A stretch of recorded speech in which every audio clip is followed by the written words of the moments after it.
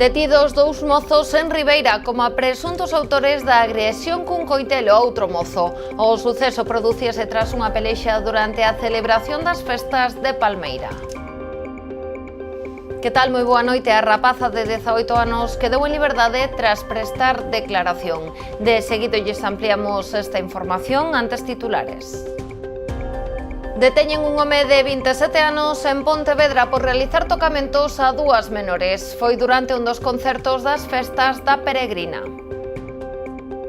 O presidente da Mancomunidade do Salnés, o popular David Castro, acusa os alcaldes do PSOE de atrancar o funcionamento do ente comarcal ou non asistir ás comisións executivas. A pediatra Raquel Martínez será a nova concelleira do Partido Popular de Pontevedra. Asumirá as súas responsabilidades nos vindeiros días, substituindo o finado Gerardo Pérez Puga. Noia converterase na capital do jazz. Será os días 16 e 17 de agosto grazas a unha nova edición do Jazz Noia. A Festa do Pan de Ribadumia celebrou o seu 21º aniversario e fixo cun éxito total de público. A cita encheu a carballeira de persoas que non quixeron perder a degustación de diferentes produtos. Estamos nas novas do día, comezamos.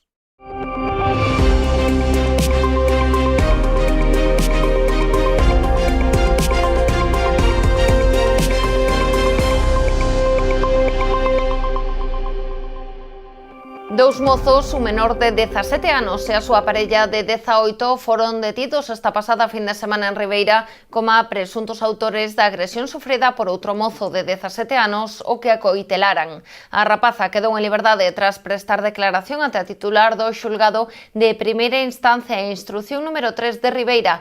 Así as cousas, a maxistrada mantivo a súa condición de investigada por un delito de lesións. Segundo informaron fontes policiais, todo aconteceu durante as festas de Palmeira. Os axentes foron alertados de que se estaba a producir unha pelexa na zona do parque a carón da Casa do Mar, onde habitualmente se fai botellón.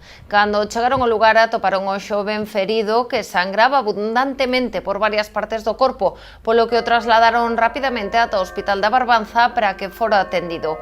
Ao parecer, o seu estado non presentaba gravidade e foi xa dado de alta. As forzas da orde abriron unha investigación para tratar de aclarar todo o acontecido. Segundo a versión que deu a moza, o suceso derivou dunha pelexa entre ela e a súa parella e outros 8 rapaces. De feito, tamén presentou denuncia contra os presuntos agresores, entre os que estaría o menor acoitelado. En Pontevedra, detido un home de 27 anos por un posible delito de agresión sexual durante un dos concertos das festas da Peregrina. Foi detido onte domingo por axentes da policía local. Segundo explica o Corpo de Seguridade, o home realizaralle presuntamente diversos tocamentos sen consentimento a dúas rapazas que estaban a asistir a un dos concertos na praza do Concello. As dúas son menores de idade. A situación provocou un breve enfrontamento con outras persoas do público que foi atallado polos vixiantes presentes. O presunto agresor foi levado a unha zona segura fora do público por axentes da policía local e tamén se entrevistaron coas rapazas afectadas que explicaron que o home lles levantara a saia en diversas ocasións, ademais de tocarlles os glúteos sen consentimento. Ao ser menores de idade, deuse aviso aos seus titores que transmitiron a súa intención de denunciar o sucedido ante a Policía Nacional. O home foi detido e trasladado á comisaría para realizar a súa comparecencia. Dende o Concello de Pontevedra recordan que episodios como este serán perseguidos con todos os medios dispoñibles. Esta pasada fin de semana rexistrábase tamén un novo incidente no edificio Ocupa da rúa Xosé Ramón Fernández Barreiro, en Ribeira. Un incendio de madrugada que se orixinou nun dos pisos do inmoble obrigou a actuar os equipos de emerxencias. Por fortuna, non houbo que lamentar danos persoais. Dende o Concello insisten na necesidade de actuar e proceder ao seu desaloxo definitivo. Non é a primeira vez que se produce un incidente así. E máis, son bastante frecuentes. Os veciños e residentes nas zonas próximas a estes bloques de edificios ocupados, en pleno casco urbano, teñen que padecelos case a diario. Nesta ocasión foi de madrugada. Unha chamada dun particular alertou ao 112 da presenza dunha densa e mesta cortina de fume saindo dende unhas fiestras do edificio. Unha vez no lugar, os equipos de emerxencia procederon á súa extinción. Ao parecer só afectou a unha das vivendas, nas que se acumulaba tamén unha gran cantidade de lixo. Xa non había ninguén no edificio, xa que os seus ocupantes o abandonaran ao iniciarse o incendio. Ante este novo suceso, dende o Concello insisten en pedirlle ao Sareb, a sociedade propietaria deste bloque de edificios, que proceda de inmediato ao desaloxo destas persoas. Necesitamos que a Sareb tamén se implique á hora de facer ese desaloxo con celeridade, porque a veciñanza está padecendo episodios que lamentamos como goberno, non? Ademais diso, estamos estudando novas vías de actuación, ademais de prestar toda a colaboración que necesite a Sareb para producir ese desaloxo canto antes, estamos estudando novas vías de actuación por parte de urbanismo, como poderían ser sancións á propietaria dese edificio por temas de seguridade. Sabemos que hai ventás que están en mal estado, incluso tiraron recentemente obxetos á vía pública e, por tanto, a propietaria dese edificio, que é esa entidade bancaria, debería tomar cartas no asunto e actuar canto antes. Dende o Concello pouco poden facer. Aínda así non permitirán que a seguranza da veciñanza se vexa comprometida por este tipo de condutas impropias. Por parte do Concello de Ribeira estamos reforzando, xa digo, a presenza policial na zona na medida das nosas posibilidades. Sabemos que é insuficiente ese reforzo de 3 persoas, novos axentes no último ano, e queremos camiñar cara máis. Pero tamén sabemos que se ten que implicar corpos como a Policía Nacional. En ese sentido, esperamos que ese desaloxo se poida producir canto antes, porque non queremos lamentar que esa inseguridade vai a máis e que algún día teñamos que lamentar danos persoais.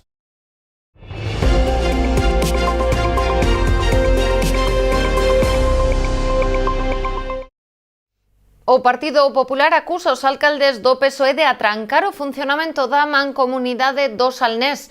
O seu presidente, o popular David Castro, lamentou a actitude dos socialistas no ente comarcal tras a súa decisión de non asistir ás comisións executivas da entidade. Castro convidounos a respectar as maiorías, tamén dixo cando non as teñen eles, e a decidir se traballan pola xente do Salnés.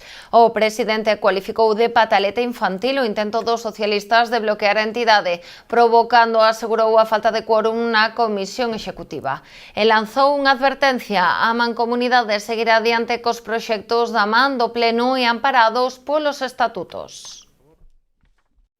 A pediatra Raquel Martínez será nova concelleira do Partido Popular de Pontevedra. Asumirá as súas responsabilidades no Concello nos vindeiros días, substituindo o finado Gerardo Pérez Puga. Na candidatura do PP ás eleccións municipais do ano pasado ocupaba o posto número 14 da lista. Dende a formación destacan a importancia da súa incorporación e confían en que a súa experiencia no eido da saúde sexa de gran valor pro equipo. Pola súa banda, Raquel Martínez asegurou estar entusiasmada co proxecto, destacando o seu compromiso coa saúde e o benestar das persoas. Lousame puxo o punto e final o programa Leisure Activities in English. Foi unha iniciativa gratuita impulsada dende o Concello que incluíu unha gran variedade de actividades educativas e de ocio e tempo libre impartidas en inglés por 2 voluntarias do Corpo Europeo de Solidariedade que están a pasar o verán en Lousame. Na experiencia, que resultou do máis enriquecedora, contou coa participación duns 30 nenos de idades comprendidas entre os 5 e os 10 anos. O último día, coincidindo coa clausura, os participantes do programa tiveron unha visita especial da concelleira de Xuventude e Servizos Sociais, Silvia Agrafojo, que lles fixo entrega tamén aos participantes de varios agasallos. Facemos unha pausa para a publicidade, voltamos de contado.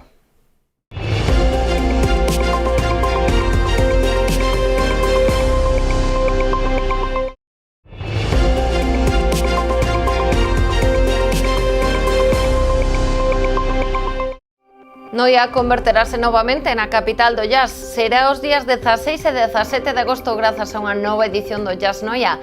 Entre os artistas convidados hai figuras de talla internacional.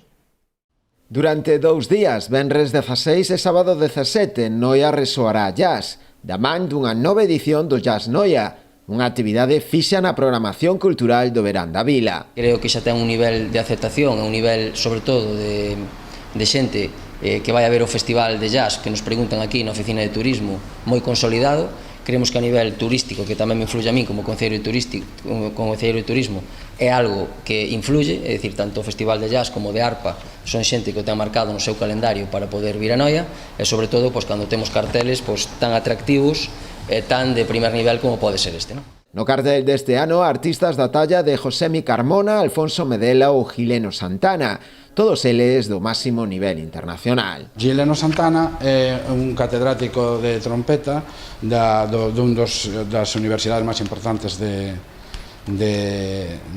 Portugal. Ele é originario de Brasil e vamos a facer un dos discos máis históricos da historia do jazz. O Kind of Blue é un disco de Miles Davis que foi o primer disco que vendeu 1 millón de copias.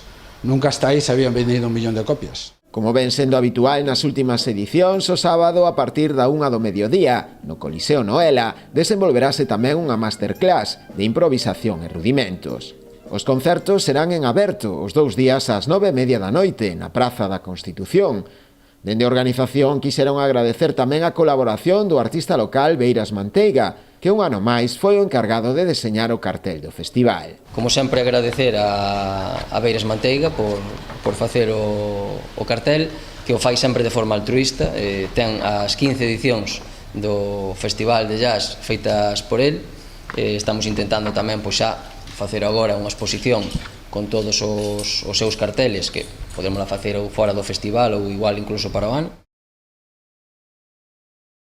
A banda de música de Castrelo en Cambados exercerá a vindeira semana de anfitrioa dunha vintena de membros da Filarmónica Santanense de Figueira da Foz, en Portugal. Os dous conxuntos puxeron en marcha un programa de intercambios que van máis aló do musical, incluindo 5 xornadas de convivencia.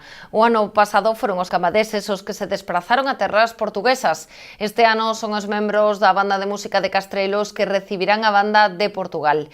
Trátase dun proxecto que inclúe tanto actividades musicais como sociais para estreitar os lazos entre os dous conxuntos e intercambiar coñecementos e vivencias.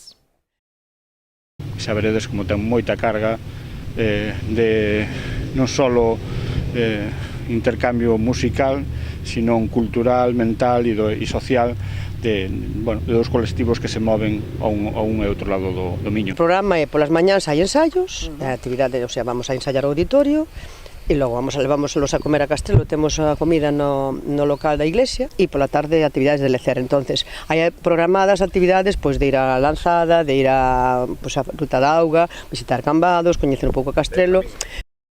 A Festa do Pan de Ribadumia celebrou o pasado sábado o seu 21º aniversario e fixo cun éxito total de público.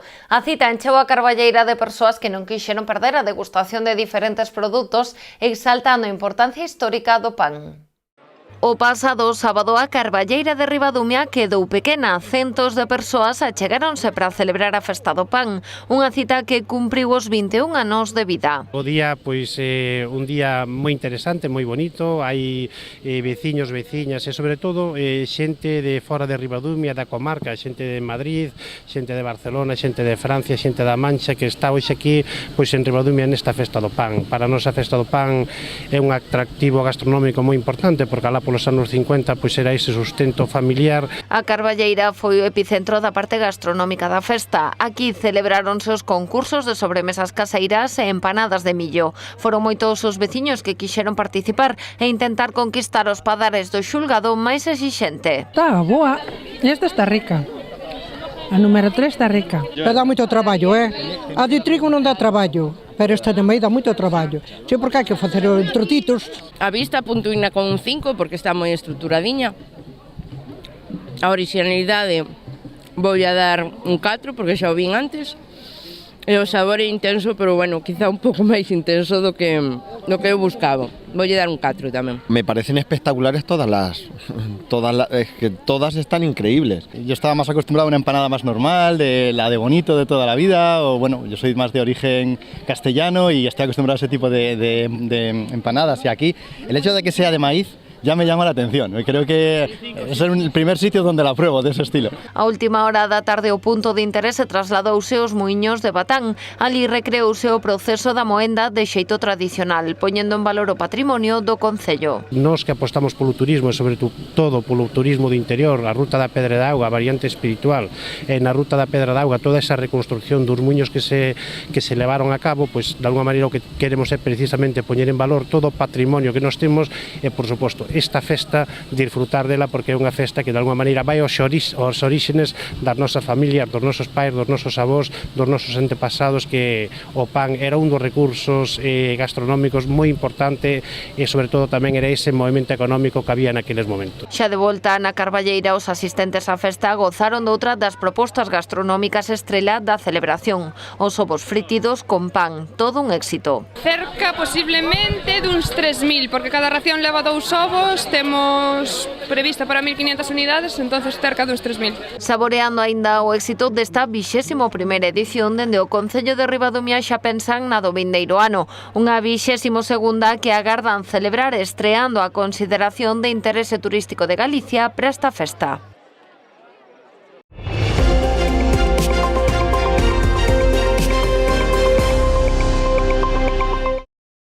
Falámoslles agora de deportes, en concreto de vela. O Mirfac, o veleiro da Armada Española, capitaneada por Diego López, fixose esta pasada fin de semana coa prestixiosa regata Mar de Fisterra Trofeo Pitusa Sabín. A proba organizada polo Real Club Náutico de Portosín en colaboración coa Federación Galega de Vela contou cunha alta participación, uns 40 barcos. Un total de 40 embarcacións tomaron parte esta pasada fin de semana na 36 edición da regata Mar de Fisterra Trofeo Pitusa Sabín, que organiza o Real Club Náutico de Portosín en colaboración coa Federación Galega de Vela. A alta participación na proba responde tamén á importancia da cita, o ser puntuable para o Trofeo Presidente Xunta de Galicia, para a Copa de Galicia de Clubs e tamén clasificatoria galega para o próximo Campeonato de España de Cruceiros, o circuito de alto nivel. A vitoria final na división dos ORC de 0-3 foi para o Mirfac, a priori un dos favoritos. O barco patroneado por Diego López, pertencente á Armada Española, foi tamén o vencedor da xeral.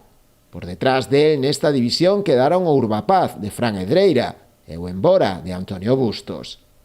En canto á clasificación dos ORC 4-5, a vitoria foi para o Jus Espoco, de Magdalena Cernic. A segunda praza foi para o Marina Meira, de Vicente Cid, e en terceira posición quedou o Golafre II, de Benito Calvo. Na clase Open, o triunfo foi para o Escora, de Miguel Reboreda, segundo foi o Montarat, de José Carlos Costa, e terceiro o Totem, de Felipe Calle. A entrega de premios, como é habitual, desenvolveuse nas instalacións do Club Sonense, coa presenza das distintas autoridades, entre as que se atopaban o propio presidente da entidade, Jorge Arán, o edil de Deportes, Carlos Lorenzo, ou o xerente da Fundación Deporte Galego, Iván Carabel. Tampouco faltaron os principais patrocinadores da regata, o matrimonio formado por Pitusa Sabín e Jacinto Hernández, que co seu apoio fan posible que a proba poida disputarse. En vólei praia, o Areal de Tanxil acollía esta pasada fin de semana en 2 xornadas, o sábado e o domingo, a primeira proba do Torneo Provincial Deputación da Coruña.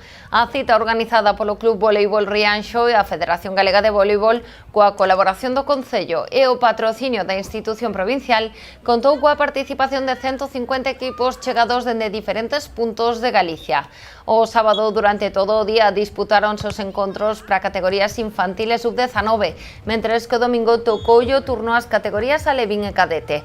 Todo un éxito de organización, tanto no aspecto deportivo como de público, reunindo as mellores parellas en categorías promesa do vólei praia galego.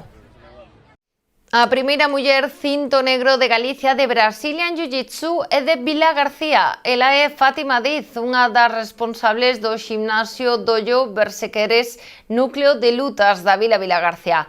Para ela, máis que un deporte, esta arte marcial é un estilo de encarar a vida. Como primeira mujer en ganar este cinturón en Galicia, me siento muy orgullosa.